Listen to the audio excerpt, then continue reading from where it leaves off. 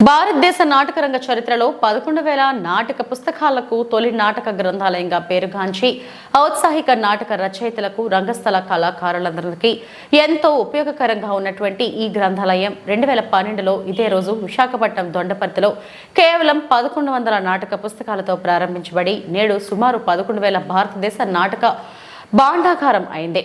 ఈ రంగస్థాయి నాటక గ్రంథాలయం సంస్థ 12వ వార్షికోత్సవం వేడుకలను విశాఖపట్నం టీఎస్ఆర్ కాంప్లెక్స్ లో కల రంగసాయి నాటక గ్రంథాలయం నందు ఈ రోజు శుక్రవారం సాయంత్రం 6 గంటలకు ఘనంగా నిర్వహించుకుంది.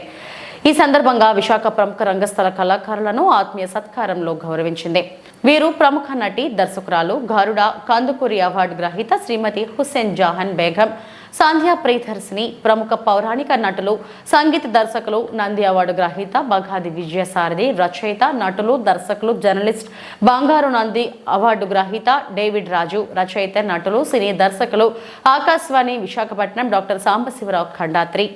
ఈ కార్యక్రమానికి ఆత్మీయ అతిథులుగా సంస్కార భారతి దక్షిణ అధ్యక్ష శేఖర్, హిమబిందు, సుబ్బారావు, నాటకరంగ ప్రముఖులు వార్రే నాచారయ్య, ఎస్వీఎల్ ఎన్ ప్రసాద్ తదితరులు పాల్గొన్నారు. ఆరోగ్యం సరిగా లేనప్పటికీ కూడా నాకు ఇటువంటి ఆత్మీయ సత్కారం చేసినటువంటి సాయి గారికి ఆ కళావతలు ఆశిస్తూ ఉండాలి.